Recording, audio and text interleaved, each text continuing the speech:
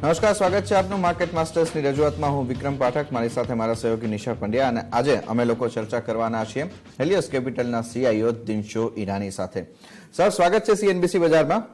First of all તો માર્કેટના નવા ઉચ્ચાંક માટે થઈને અમારા તરફથી, આપણા સૌ દર્શકો તરફથી આપને પણ કોંગ્રેચ્યુલેશન્સ. અને જે પ્રમાણેના નવા હાઈઝ આપણને બનતા દેખાયા છે, હવે શું ધ્યાન રાખવું બને હવે અહીંથી બજાર માટે થઈને? કારણ કે જ્યારે નવા હાઈસ બને છે ત્યાં આ જ પ્રશ્ન આવીને ઉભો રહેતો હોય છે કે હવે શું પ્રોફિટ બુક કરવો, નવી પોઝિશન્સ લેવી હોય તો ક્યાં અત્યારે હજુ પણ વેલ્યુએશન વાઇઝ આપણને સારો ફાયદો થતો દેખાઈ રહ્યો છે, કે પછી હજુ પણ આ રેલી રાઇડ કરવા માટેનો સમય ચાલુ જ છે? આપનો શું મત બની રહ્યો છે? આપ અત્યારે આ હવે શુંના પ્રશ્નમાં ક્યાં છો? થેન્ક યુ વિક્રમ, તમારા શો પર આમંત્રિત કરવા માટે.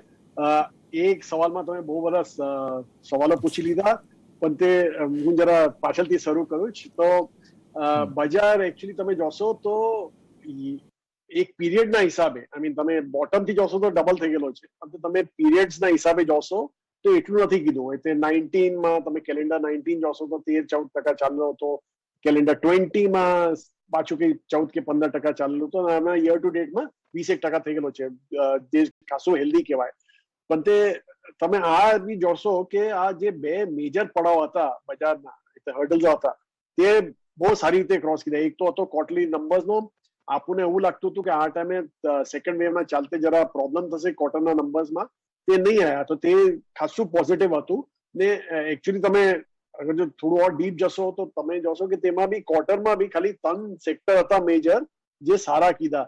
એક તો કમોડિટીઝ હતું, પછી એક્સપોર્ટ ઓરિએન્ટેડ સેક્ટર્સ હતા જે આપણા આઈટી એ બધા આવી જાય, તો તે બધાએ સારા કીધેલા. ને ડોમેસ્ટિક કન્ઝમ્પશન સેક્ટર જે હતો તે એટલું સારું નથી કીધું. સો તે હજુ બી થોડું પ્રોબ્લેમ છે ને. તે જ આપણું હાઉસિંગ હતો કે કન્ઝમ્પશન, ડિસ્ક્રિશનરી કન્ઝમ્પશન, એટલે ઓટો હોય કે કન્ઝ્યુમર ડ્યુરેબલ હોય, તે એટલું સારું નહીં કરશે, કારણ કે સેકન્ડ વેવમાં થોડું પ્રોબ્લેમ થઈ ગયો હતો. તો બીજો પડાવ જે હતો તે આ જેક્સન હોલનો હતો. આપણો ફેડ ચેરમેનની જે સ્પીચ હતી ટેપરિંગની, એ બી બહુ સારી રીતે બજાર લીધી, કારણ કે એક ઇન્ડિકેશન આપી દીધું છે હવે ફેડ ચેરે કે આપણું ટેપરિંગ શરૂ થશે, એન્ડ ઓફ ધ યરમાં શરૂ થશે, કેલેન્ડર યરમાં. પણ તે બીજું જે એમને સારું કીધું તેમાં સ્પીચમાં, ત્યાં ક્લેરિફાઈ કીધું કે ઇન્ટરેસ્ટ રેટ હાઇક ને ટેપરિંગ હવે બે ડિફરન્ટ થઈ ગયેલા છે. That will not be undertaken together. તે બે સાથે નહીં થશે હવે. ને એક ઓર ચીજ તમે અગર જો સ્પીચમાં જોશો તો તે સ્પીચમાં ખાસી બધી રેફરન્સીસ હતી પાસ્ટની, કે કેમ અર્લી ટેપરિંગના માટે યા તો અર્લી ઇન્ટરેસ્ટ રેટના માટે, હાઇકના માટે ઇકોનોમીઝ ખાસો વાર ને વસ્તે સ્ટેગ્નન્ટ થઈ ગયેલી, યા રિસેશનમાં ચાલી ગયેલી. તો બહુ ઓબ્વિયસ છે કે એ લોકો હવે બહુ સ્ટડીડ વ્યૂ લેશે. ને આપણો બી અગેન હાઉસ ઇલિયોસનો આ જ હતો કે કોવિડના ચાલતે સારા બધા સેન્ટ્રલ બેન્કર્સો હેવ રિયલાઇઝડ કે આ ટેપરિંગ યા તો ઇન્ટરેસ્ટ રેટ હાઇક જરા સંભાળીને કરવાની. ને આ જે સ્પાઇક્સો આવે છે, ઇન ગ્રોથ સ્પાઇક્સો છે યા ઇન્ફ્લેશન સ્પાઇક્સો છે, તે જરા ઇગ્નોર કરવાની ફોર અ શોર્ટર ટર્મ ને લોંગર ટર્મ ટ્રેન્ડ ઓન. તે બી બહુ પોઝિટિવ લીધું બજારે, તેથી જ આ ચાલી ગયેલું છે. પણ તે આગળ ચાલતા બીજા ઓર પડાવો છે જે આઈ થિંક બજારને ક્રોસ કરવો પડશે to do a sustainable run from here. ને તે છે મેઇનલી આપણું આ મોન્સૂન, જે ખાસું જરા એન્ડમાં જઈને થોડું વીકન આઉટ થઈ ગયેલું છે. ને તે મોન્સૂનના ચાલતે રેઝર્વોયર લેવલ્સો બહુ કમ થઈ ગયેલા છે, સ્પેશિયલી નોર્થના ને આપણા વેસ્ટના ને સેન્ટ્રલના આ 3 રિજનના રેઝર્વોયર લેવલ્સો ખાસા કમ છે. ને તેના ચાલતે વિન્ટર ક્રોપમાં પ્રોબ્લેમ થશે. ખરીફ તો સમજી ગયેલું છે, કારણ કે ખરીફમાં મોરલેસ ફ્લેટિશ છે આપણા ક્રોપ એરિયા, પણ તે રાબીનું જે ક્રોપ છે તેમાં ટેન્શન થશે. ને તેને ચાલતે રૂરલ ડિમાન્ડ વિલ થોડું ક્વેશ્ચન થઈ જશે ત્યાં રૂરલ ડિમાન્ડમાં, વિચ ઇઝ લાઈક રફલી અરાઉન્ડ 40-45% ઓફ ઇન્ડિયાનું ડિમાન્ડ. બીજું જે પડાવ છે તે છે આપણું ફેસ્ટિવ સિઝન. નાઉ સાઉથમાં ફેસ્ટિવ સિઝન શરૂ થયું ઓણમ સાથે, ને ઓણમ એટલું સારું નહીં ગયું, બાવજૂદ કે મોન્સૂન બહુ સારા હતા સાઉથમાં. ત્યાં પ્રોબ્લેમ જ નહીં તો મોન્સૂનનો. પણ તે ઓણમનું આ બી તમે કહી શકો છો કે કેરલા સ્પેસિફિક છે, ને ત્યાં બહુ જાસ્તી કેસીસ હતા વેવ 3માં, તેથી જરા પ્રોબ્લેમ થઈ ગયેલો હતો. પણ તે જે ફીડબેક આપણને મળેલો છે બધા ડીલરો સાથે, કન્ઝ્યુમર ડ્યુરેબલ ને ઓટોના, તે લોકો બી જરા ટેપિટ જ લાગેલા છે. તે એટલા એક્સાઇટેડ નથી આ સિઝનના ચાલતે, રિઝલ્ટ સિઝનના ચાલતે. ઇન્વેન્ટરીઓ બધા બિલ્ડઅપ કરી લીધેલી છે. ને જે ત્રીજો જે મોટો પડાવ છે તે આપણા સ્મોલ કેપનો છે. આપણે હાઉસ વ્યૂ આપણો આ જ છે કે આ સ્મોલ કેપ, તમે અગર જો હિસ્ટ્રીમાં જશો, ને આપણે જાસ્તી દૂરની વાત નથી કરતા, 15 વર્ષની હિસ્ટ્રીની વાત કરેલા છે, જ્યારે બી સ્મોલ કેપ ઇન્ડેક્સ આપણા લાર્જ કેપ ઇન્ડેક્સના પ્રીમિયમમાં આવેલો છે ઓન વેલ્યુએશન. આ ટાઈમે તો 20% પ્રીમિયમ થઈ ગયેલો છે. કરેક્શન બહુ જાસ્તી રહી તેમાં હંમેશા, ને આ 4 વખત થયેલું છે પિછલા 15 વર્ષમાં, જ્યારે કે કરેક્શન 30% થી 40% થયેલો છે ઇન્ડેક્સમાં, ને સ્પ્રેડ ઓવર 12 to 24 months. તો હવે અગર જો એવું થયું તો તે ઓબ્વિયસલી જે લાર્જ કેપ્સમાં છે થોડું રિપલ ઇફેક્ટ તો આવશે જ, પણ તે સ્મોલ કેપમાં બહુ જાસ્તી આવશે. ને લાર્જ કેપ આપણું એવું કહેવાનું છે કે ટાઈમ કરેક્શન યા તો એક નલ્લો જેવો કરેક્શન આવી શકે છે લાર્જ કેપમાં ગોઈંગ ફોરવર્ડ, પણ તે એટલું કંઈ પેનિકની જરૂર નથી તેમાં લાર્જ કેપમાં. પણ સ્મોલ કેપમાં one has to be very cautious છે, ને બહુ સમજીને કામ કરવું જોઈએ. હાજી નિશા, સોરી જાસ્તી લાંબો જવાબ થઈ ગયો કારણ કે સવાલ બી લાંબો હતો. તમે બધા પરિબળો આમાં આવરી લીધા છે, એટલે ડેફિનેટલી આ એકદમ રિલેવન્ટ આન્સર હતો.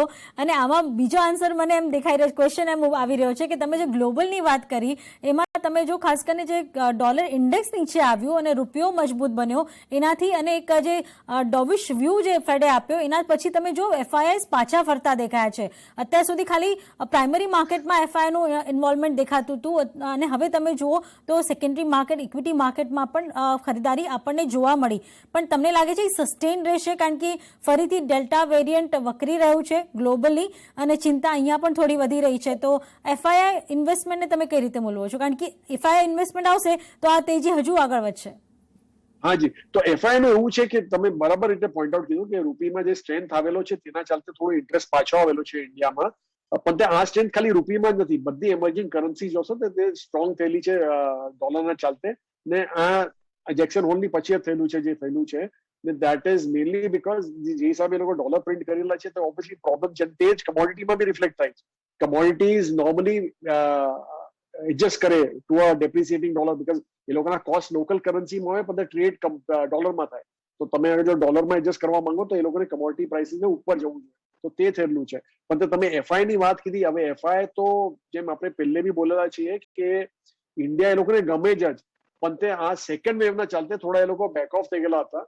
ને હવે હોપફુલી જે થર્ડ વેવની વાત ચાલી રહી છે, આઈ થિંક આપણે હવે બેટર પ્રિપેર્ડ છીએ તેમાં, ને તેના ચાલતે હવે તે જવું પડશે આપણને, પણ આપણને એવું હોપ છે કે હવે એટલું બધું પોપ્યુલેશન વેક્સિનેટ થઈ ગયેલું છે વન ટાઈમ, તો એટલી સિવિયર ઇમ્પેક્ટ નહીં રહેશે આ ટાઈમે ઇન્ડિયામાં. તો તેના હિસાબે એફઆઈ નું જે ઇન્ટરેસ્ટ છે તે જારી જ રહેશે. ને ઇન્ડિયા ઓલવેઝ એફઆઈ નું ફેવરિટ જ રહેલું છે. ઇટ હેઝ, તમે અગર જો હિસ્ટ્રીમાં બી જોશો 17 ઓનવર્ડ્સ, હંમેશા India has got disproportionate amount of money as compare to what ઇન્ડિયાને મળવું જોઈતું હતું, because of their weight in the emerging index. તેનાથી જાસ્તી જ મળ્યું છે હંમેશા. દેટ ઇઝ બીકોઝ કે આપણા જરા સેક્ટરો જ અતરંગા છે as compare to the region, ને વેલ્યુએશન ઓલવેઝ હાઈ રહેલું છે રીજનના હિસાબે, કારણ કે આપણામાં કમોડિટીઝ એટલી જાસ્તી નથી ઇન ધ ઇન્ડેક્સ. મેઇનલી આપણી સર્વિસ ઇન્ડસ્ટ્રીઝ જાસ્તી છે, બેન્કિંગ થઈ ગઈ, આઈટી થઈ ગયું, જ્યાં વેલ્યુએશન હંમેશા સ્ટ્રેચ્ડ જ રહે. સો ઓર કન્ઝ્યુમર સેક્ટર, તે બધું જે એમએનસી કન્ઝ્યુમર સેક્ટર, સોરી, જે બીએ કેટલે નહીં મળશે તમને રીજનમાં, તો તેના ચાલતે હંમેશા પ્રીમિયમમાં રહેલા છે. તો પ્રીમિયમ તમે જોતા ના up to the emerging Asia index, તમે તેની બી વાત કરો તો પ્રીમિયમ થોડું હાઈ થઈ ગયેલું છે એઝ કમ્પેર ટુ એમર્જિંગ એશિયા. ને તેના હિસાબે પણ એવું લાગે છે કે હવે વેલ્યુએશન ફેર થઈ ગયેલા છે. India is not cheap, fair valuation છે ઇન્ડિયાનો. સો તે થોડું કોશન બતાવવું જોઈએ આપણને તે હિસાબે. રાઈટ સર, એની સાથે જો આ વખતના આપણા માર્કેટના જે મૂવની અંદર સેક્ટોરિયલ મૂવ આપણે નજર કરીએ તો એમાં જે પ્રમાણે આઈટી સેગમેન્ટ તરફથી આપણને એક્શન આપતું દેખાયું છે, અને ફક્ત આપણા માર્કેટમાં જ નહીં પરંતુ ગ્લોબલ લેવલ ઉપર પણ જોઈએ તો આઈટી સેક્ટર જે પ્રમાણે આપણને પરફોર્મ કરતું દેખાયું છે, અહીંયા આપનો શું વ્યૂ બને છે? વેલ્યુએશન વાઇઝ આ કાઉન્ટર સ્ટ્રેચ થયા છે કે હજુ પણ અહીંયા આપને પ્રાઇસ એક્શન અને એઝ વેલ એઝ વેલ્યુનું એક્શન જોવાનું મળશે? વિક્રમજી, બહુ સારો સવાલ છે, કે આ તમે જે ગ્લોબલની વાત કીધી તે આપણે હમણાં જ આપણી પ્રેઝન્ટેશન હતું તેની વખતે આપણે સ્ટડી કરેલી હતી. હમણાંની તમે જે ટોપ 10 કંપનીઝો જોશો વર્લ્ડમાં બાય માર્કેટ કેપ, તેમાં 8 કંપનીઓ 10માંથી 8 કંપનીઓ ટેક રિલેટેડ છે. ખાલી 2 જ કંપની છે જે નોન ટેક છે. એક સાઉદી અરામકો છે જે હમણાં લિસ્ટિંગ થયેલી હતી ને તે ક્રૂડના ચાલતીનો ભાવ વધેલો છે, ને બીજું બર્કશાયર છે જેનું bulk of is money has been એનું પૈસા ભરેલા છે એપલમાં, તો that also can be derive that. પણ તે તો બી આ 2 જ કંપની હતી. હવે 10 સાલ પાછળ જશો તમે 2011માં, તો તે રેશો ખાલી 2 ટેક કંપની હતી ટોપ 10 કંપનીઓમાં, તે એપલ ને માઇક્રોસોફ્ટ, આ 2 જ હતી. તો તે હિસાબે તમે જોવા જાઓ તો ગ્લોબલી ટેકમાં તેજી દેખાઈ રહેલી છે, અને દેટ ઇઝ બીકોઝ ઓફ કે શું આ કોવિડે કીધેલું છે કે બધા હવે રિયલાઇઝ કીધેલું છે કે વર્ક ફ્રોમ હોમ જે છે તે આગળનું ટ્રેન્ડ જ બનેલું છે. ઇટ ઇઝ આ 1 વર્ષમાં પતવાનું નથી. તે હવે તમે આઈટી કંપનીઝો સાથે વાત કરો તો દેશે તે લોકો એમ બોલે છે કે આપણે તો સ્ટેગર કરેલા છે વર્ક ફ્રોમ હોમ. તો that is one of the reasons. But the point is કે આ બધી જે બીજી કંપનીઓ હતી જે ટેકના ઓપન નહીં હોતી, જેમ ટ્રેડિશનલ બેંક્સો છે યુએસના, તે ટેકને મસ્તે એટલા જાસ્તી ઇમ્પ્રેસ નહીં હતા, કારણ કે ત્યાં વોક ઇન કસ્ટમર્સ હતા. પણ હવે તે લોકો બી રિયલાઇઝ કીધું તો બધા અહીં ડિમાન્ડ જે છે જે 5-6 વર્ષનો ડિમાન્ડ છે એ કમ્પ્રેસ થઈ ગયેલો છે વિધિન 2-3 યર્સ. સો આ જે તમને દેખાયેલું છે તે ડેફિનેટલી ટ્રેન્ડ કન્ટિન્યુ થશે. ને વેલ્યુએશન જે હવે થઈ ગયેલા છે, તમને યાદ હશે લાસ્ટ ટાઈમ જયારે આવેલો તો હું ચેનલ પર તારે હું બોલ્યો કે મિડ 20s છે ને મને લાગે તો 30s નું થઈ જશે વેલ્યુએશન, કારણ કે તે જ હિસ્ટ્રી આપણને બોલી રહેલી છે કે આ જયારે બી ગ્રોથ દેખાડે જ. એકચ્યુઅલી તમે ઇન્ફોસિસ નું ગાઈડન્સ જોશો, જે ફૂલ યર નું ગાઈડન્સ આપે, તેના હિસાબે તો 18-20% તો જીવન જ છે. તો 20 હવે જો 20 કાઇન્ડ ઓફ % નું એનું ગ્રોથ છે ટોપ લાઈન નો, તો ઓબ્વિયસલી વેલ્યુએશન 30 નું પી તો આગળનું ફોરવર્ડ પી તો છે જ છે. પણ તે ફ્રોમ હિયર હવે રીરેટિંગ થશે કે નહીં તે આપણને ખબર નથી, આપણને થોડો ડાઉટ લાગે. પણ તે earnings growth definitely will kick in. ને આ અર્નિંગ્સ ગ્રોથ જે છે તે બી અગેન 20% પ્લસ રહેશે. હવે જો કન્સિસ્ટન્સી આવી તો ઓબ્વિયસલી રીરેટિંગ તો થઈ જ શકે ટેક્સ સેક્ટર. હવે તમે મને અલાવ કરો તો એક ટ્રિવિયા હું તમને આપું આ ટેક્સ સેક્ટરનો. આપણે એક ઓર સ્ટડી કીધેલી હતી કે જે ટેક કંપનીઓ છે ટોપ 3 આપણી એપલ, માઇક્રોસોફ્ટ ને ગૂગલ, તો તેમાં એવરી યર શું વેલ્યુ એડિશન થયેલો અંડર ધ ન્યૂ સીઈઓ. તો ટીમ કુક જે એવનનો છે આપણો એપલનો છે, તેવને અંડર હિમ એવરી યર $212 બિલિયન નું માર્કેટ કેપ એડ કીધેલું છે. જ્યારે કે તમે સત્ય નદેલામાં હોવ તો એવનના આઈ થિંક 7.5 વર્ષ થઈ ગયેલા છે એવનને એટ ધ હેલ્મ ઓફ માઇક્રોસોફ્ટ. તો ત્યાં એવને $260 બિલિયન એડ કીધેલા એવરી યર. ને અગર જો સુંદર પિચાઈ પાસે આવો તમે ગૂગલમાં, તો એવને કે $240 બિલિયન એડ કીધેલા છે every year in 6 years that he's been there. સો આપણે ઇન્ડિયન ટેક વાળાઓ તો માસ્ટરો છે આવા કામમાં. તો આઈ થિંક તે હિસાબે you can still be assured કે આપણું Indian tech going forward will do very well. Definitely Indians બધી જગ્યાએ છે. અને આગળ તમે કન્ઝમ્પશનની વાત કરી, કન્ઝમ્પશનમાં તમને કેમ લાગે છે કે ઓછો ગ્રોથ છે, અને કન્ઝમ્પશનમાં ક્યાં નજર છે? એફએમસીજીમાં, તમે કન્ઝ્યુમર ડ્યુરેબલમાં કે ઓટોમાં, ક્યાં તમને લાગે છે કે વધારે અત્યારે પ્રેશર છે?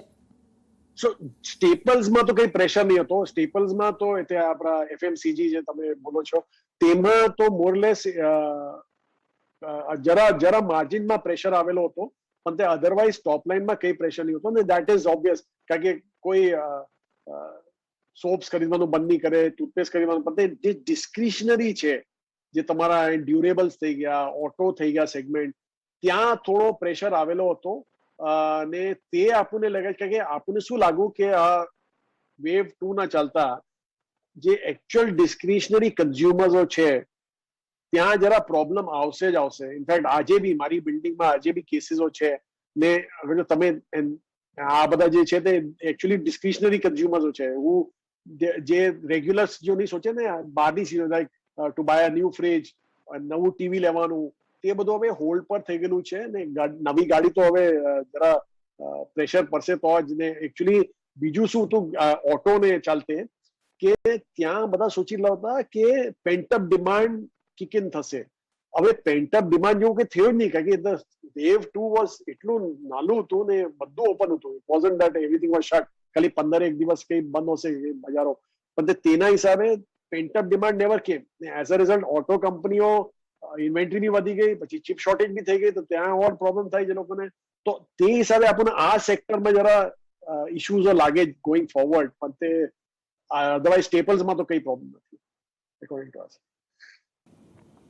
ઓકે, સાથે જ સર એક બીજું પાસું ખાસ આ ઓટો સેક્ટરની વાત કરી રહ્યા છો એમાં એ સમજવા માંગીશું કે રિસેન્ટલી આપણે જોયું તો હમણાં જે સીએમના ને એમના રિપોર્ટ્સ આવતા દેખાયા હતા કે આપણી ડોમેસ્ટિક કંપનીઝની બદલે હોન્ડા જે કંપની છે અને સાથે જ રિસેન્ટલી જે આપણે એક કોરિયાની કંપની જોઈ રહ્યા છે કિયા, આ બંને તરફથી પેસેન્જર વ્હીકલ સેલ્સની અંદર આપણા માર્કેટ શેરની અંદર એક ઘણું સારું ગેઇન કરતા દેખાયા છે. એઝ વેલ એઝ હ્યુન્ડાઈ તરફથી પણ પેસેન્જર વ્હીકલનું જે સેલ્સ છે એમાં એ લોકોએ આપણા ડોમેસ્ટિક પ્લેયર્સ છે એને પાછળ રાખી દીધા છે, પર્ટિક્યુલરલી મારુતિ અને એમ&એમ જેવા કાઉન્ટર્સને.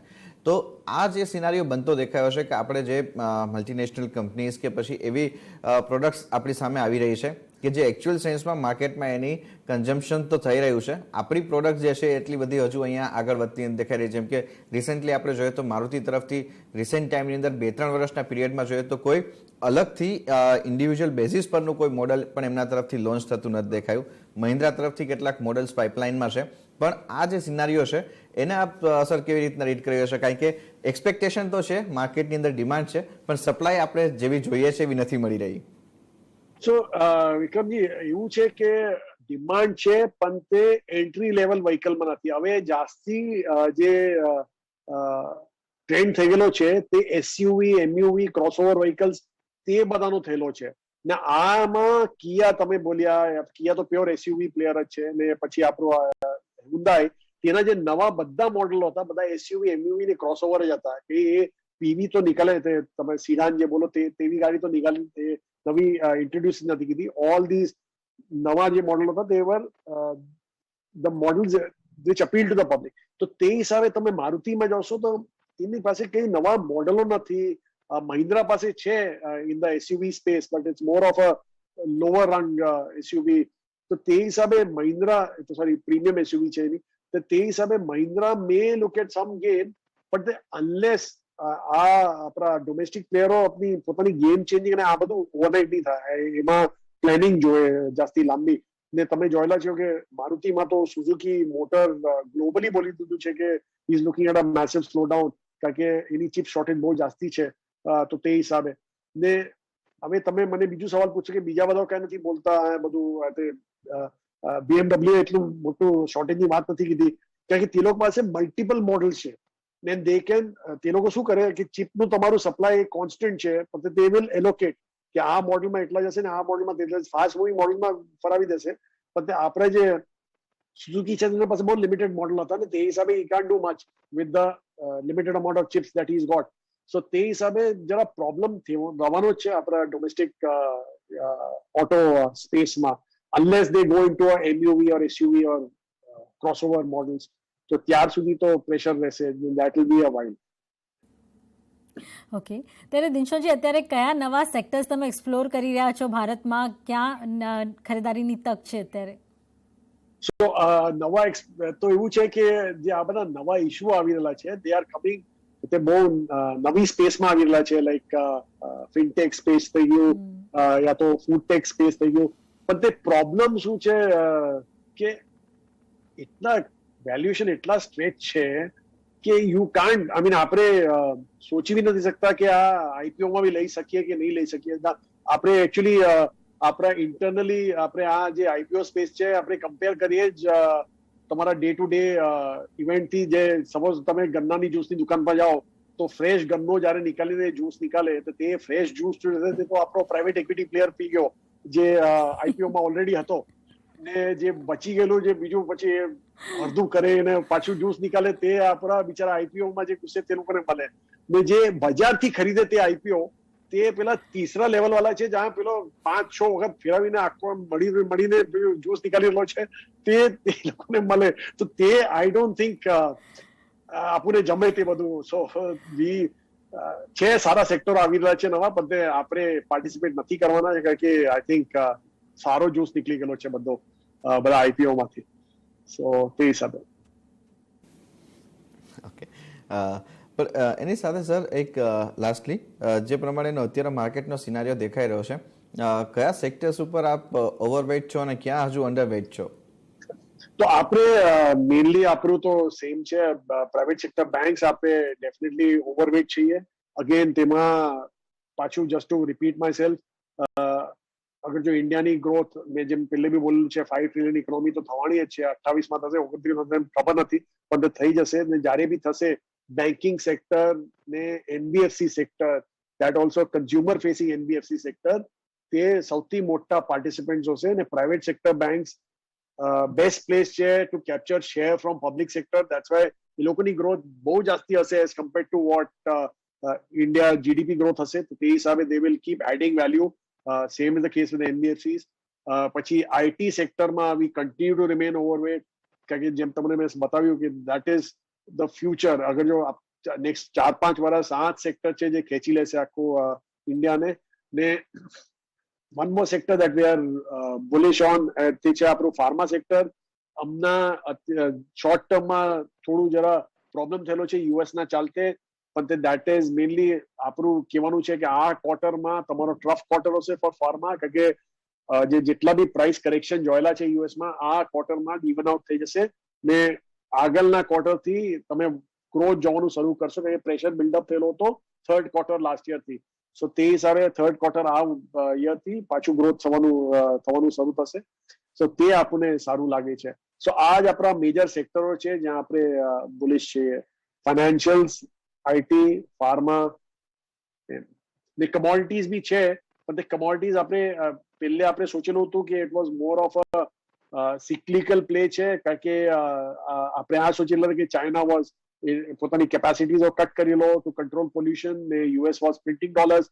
તો તે જેમ મેં પહેલે બતાવ્યું કમોડિટી એડજસ્ટ કરે, પણ તે આપણે ગલત હતા, કારણ કે તેની પછી શું થયું કે કમોડિટી પિકઅપ જે થયો તે જાસ્તી જે ડિમાન્ડ પિકઅપ હતો that was much higher than the capacity pickup.